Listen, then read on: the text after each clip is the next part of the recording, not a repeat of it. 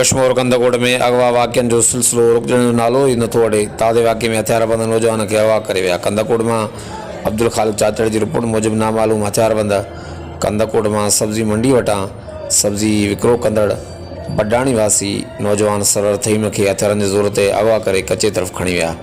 हथियारबंदनि वटि बांदी बणियल नौजवान वारसनि के फ़ोन करे धाड़ियुनि वटि क़ैद हुजण जो ॿुधायो आहे। ॿिए तरफ़ मुगवी नौजवान के घर में कोराम मतल जॾहिं वारसनि पारां SSP कश्मीर कंदकोट का वाक़े जो नोटिस वठण ऐं इंसाफ़ जो मुतालबो कयो वियो आहे।